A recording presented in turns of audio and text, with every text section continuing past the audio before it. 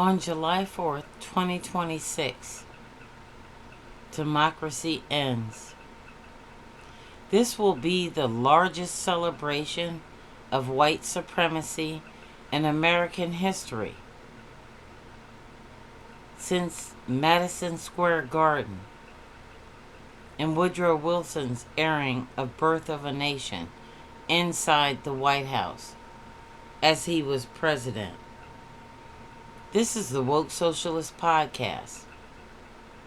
Please like and subscribe to this video.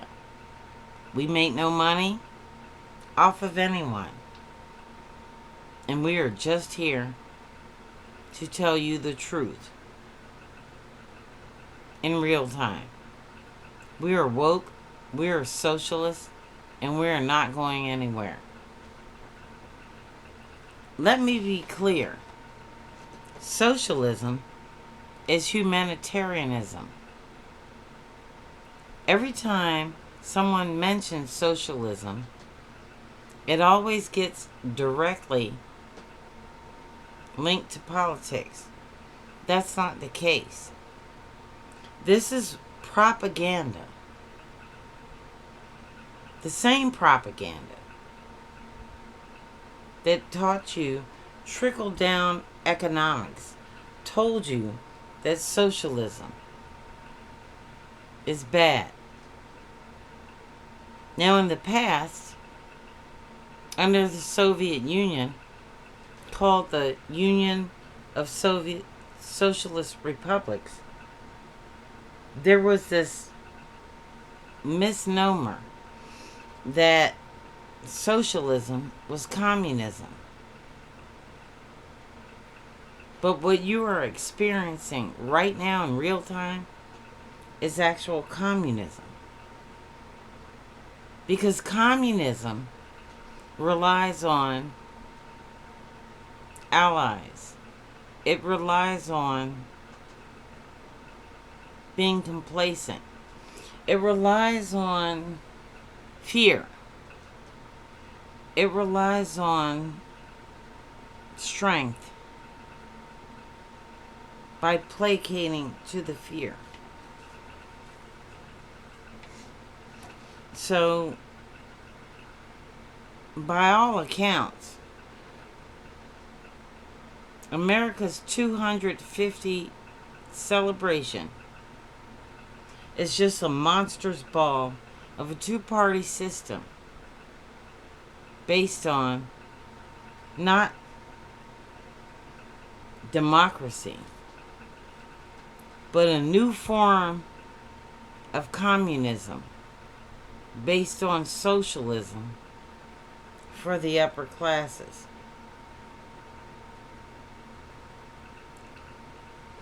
For this to take place, it is necessary for certain members of society who are not white or accepted as white, like Clarence Thomas, to subscribe to a genocide. So let me make something very clear. If you vote blue no matter who to save your own life, you're not a patriot. White people do that. People of color in the United States of America before immigration of Latinos and Asians and such never relied on the United States government for anything. The first form of socialism, as I have said many times before, was the Native American community. Now, when I say socialism, every black or white person in this diaspora says that that's living off the system and lazy people. No. If you have old people in your community, they have given. If you have veterans or families of people that fought for their people, they deserve and have earned for their families to be taken care of. That's what socialism is.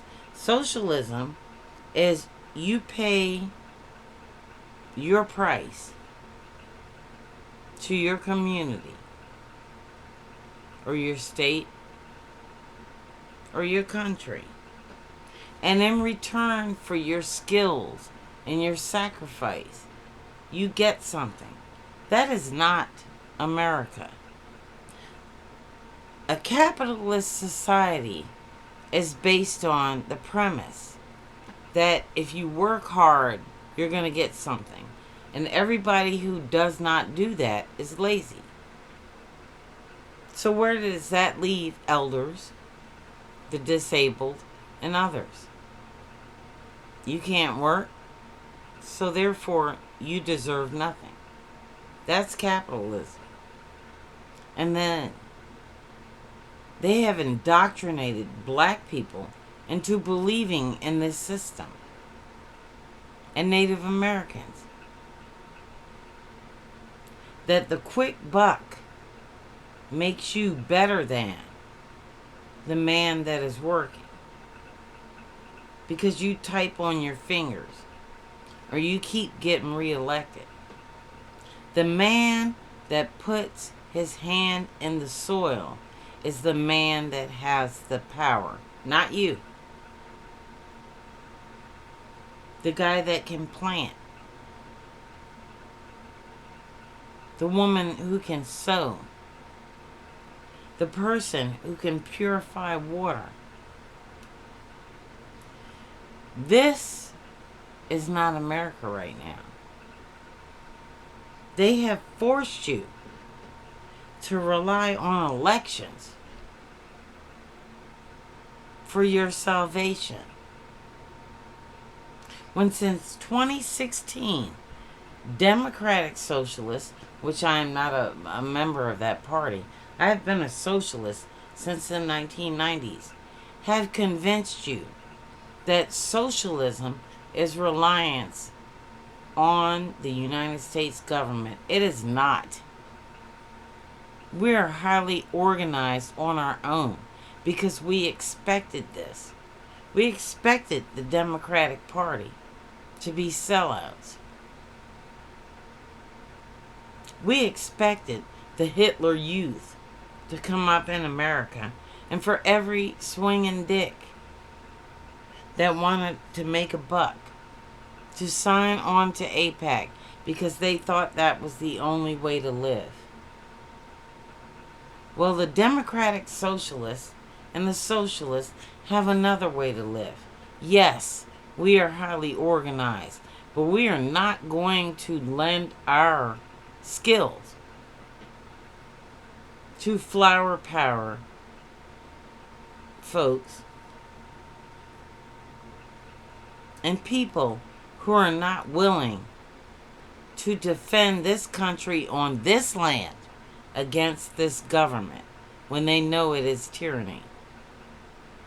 You can take your peace, you can take your flowers, you can take all that shit and shove it right up your fucking ass. Because since 1619 and 1492, Native Americans have been waiting to be treated as equals. And now you have reversed that by electing Democrats to Congress who vote against your interests. And then you are surprised because you were not educated enough to track their voting record. You were not educated enough to see if they voted with PACs. That's on you, not on us. Because we're moving forward. Right now, America's 250th anniversary is a monster's ball comprised of two parties, the Democrats and the Republicans. And when I say the Democrats, I don't mean those on the far left. I mean those of you who are still taking Aipac money. Now, let me be clear. The proof is in the pudding. Everywhere, centrist Democrats are trying to use the third way and all these PACs to put down socialists. They're losing because the socialist message right now is bigger than any message since Martin Luther King or Malcolm X or John Lewis, who black people right now supporting genocide in the United States Senate and Congress are quoting and talking about justice for all.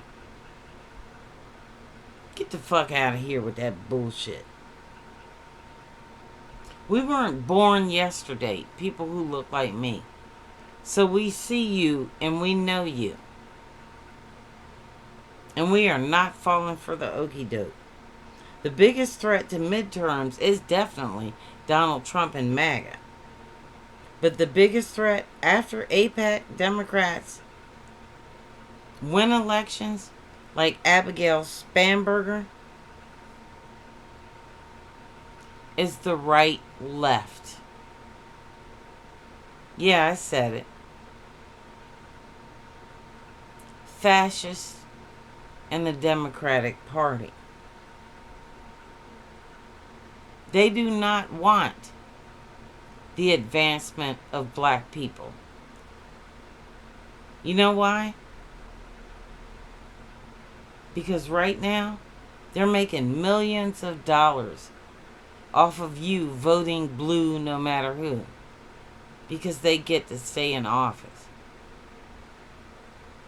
The socialists' answer to that is to vote for something else. But you're weak. You're not patriots. If anyone right now who supports an AIPAC Democrat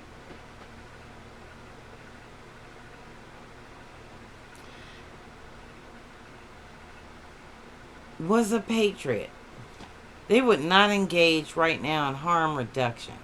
There are too many people out there in districts all over the United States of America who still vote in the interest of their constituency. Now let me talk to you about why I hate America. Why? I don't give two shits about your vote blue no matter who. Why? It will not make a difference unless it is a socialist that is elected.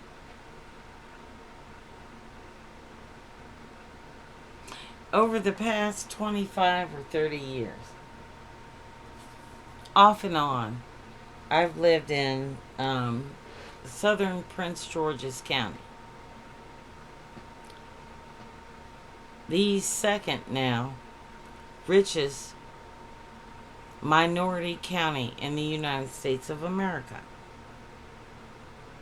There was this guy that used to sit out in front of giant food store on Crane Highway, Route 301. And he was sitting in a wheelchair. And he had the sign, Vietnam veteran. And we named him Checkpoint Charlie. For 30 years, this guy who could not get veterans benefits back when there were payphones in the store, would use his fucked up legs and hands to wheel himself in there. But he never complained about his pain, and I know he was in pain. And he would always say hi to the ladies and all that stuff. And um, Checkpoint Charlie died in the past year. So I asked about him because he went to Vietnam for a rich man's war, and he basically lost his limbs. And I gave money to him. I mean, I don't know how many dollars, but he lived in the woods. And I found out that Checkpoint Charlie sent his money back to his children in West Virginia. And because he had too much pride, he didn't tell anyone that he was in the state of Maryland begging. And that's how he paid for their college educations.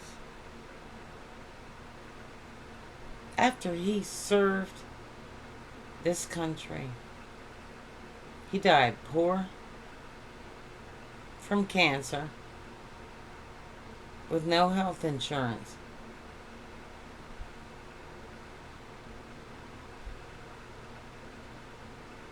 Much like the black veterans that served in World War II.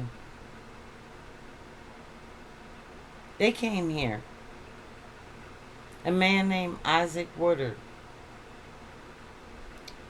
And he was taking a bus home down south to meet with his family. Proud in his uniform.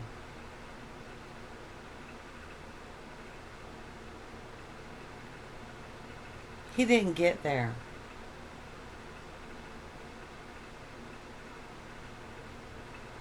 He was asked to get off the bus.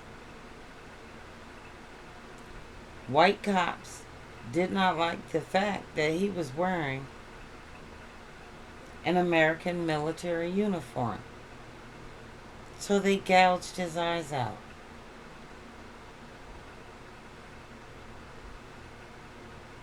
Now, Hakeem Jeffries and Cory Booker are members of Aipac, which is okay when millions of Americans don't have health care and are about to get kicked off of Social Security. Pass legislation to finance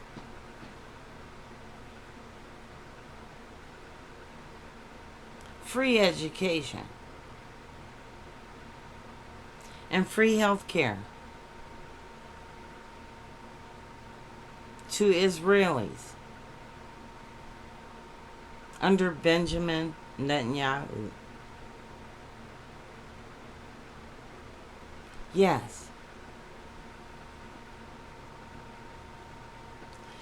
So, black American Democrats right now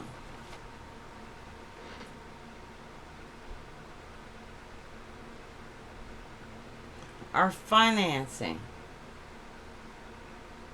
in 2026 what is equivalent to slavery since 1619. Let us imagine for a moment, or do it from me, that this is the end of the American Revolution. Pretend for a moment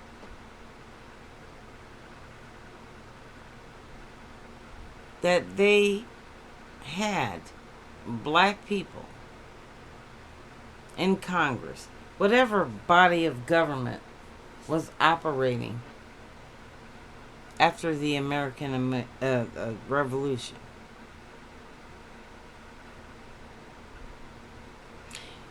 Now imagine, let's say, for argument's sake, just for fun, it was 50-50. Now imagine if black slave owners, after the war was won against Great Britain, came to this half black Congress and said, if you do what we say, we will make you rich. But what we need you to do is to convince black people to continue to be enslaved. Now this is in fantasy world. This is post-Revolutionary War.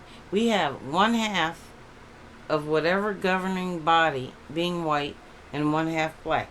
And imagine if these slave owners came up to black people like Hakeem Jeffries, Cory Booker, and others who claim to be sympathists, Nancy Pelosi, Glenn Ivey, Angela also Brooks, and I could go on, and Steny Hoyer,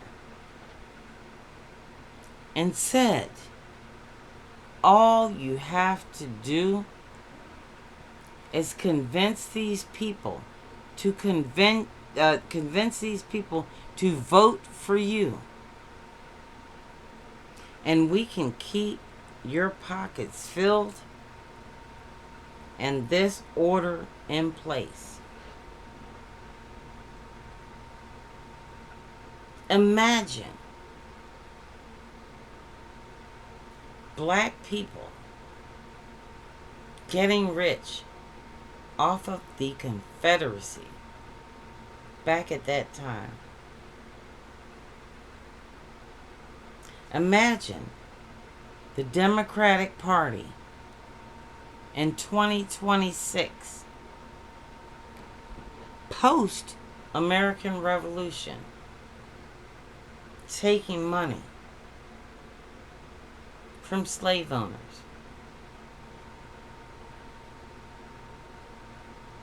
Before the Civil War. And all they cared about at that time was getting re-election. Imagine Cory Booker and Hakeem Jeffries going to slave plantations and saying, vote for me and things are going to change. And election after election after election, black people remain enslaved. But they still buy into that rhetoric. Imagine all the broken promises. Just wait a little longer. And the Christian values mixed in. And how they claim to be Christians. Just like those white people. And how if you just do this right now, you might get Sunday off. So you can go worship your master. Or you might not have to work 3 jobs. And then since the end of the revolution, you have been waiting for equality. You have been waiting for days off.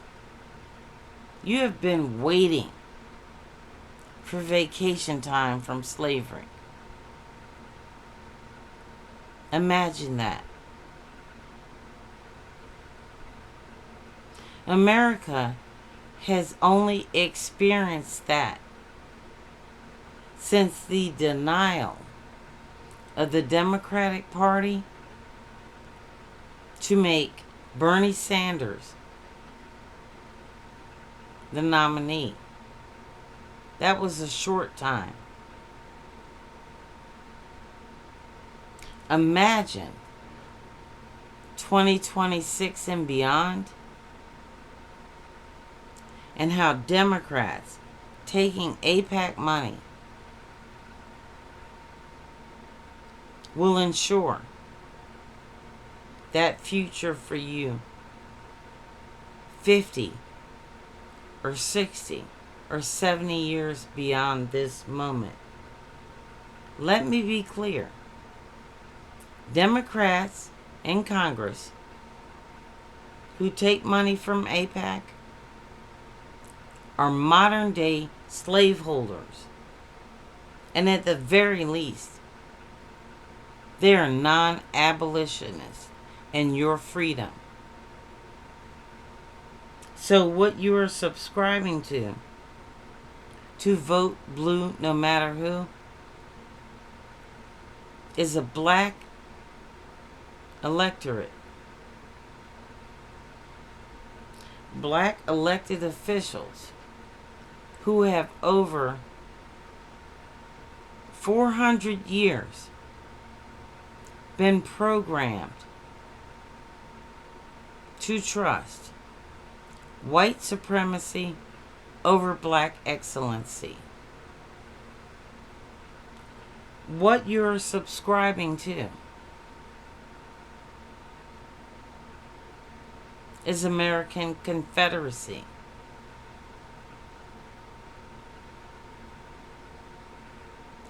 With the same types of house Negroes and white manipulators that kept black people in slavery for 400 years. This is the Woke Socialist Podcast. Think before you vote. And stop falling for the okie doke.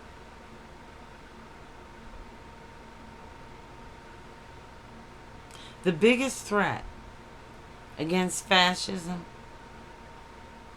is an educated man with a book. Crack one open once in a while. Until next time, live the government you voted for. And have the day you deserve, no matter what party.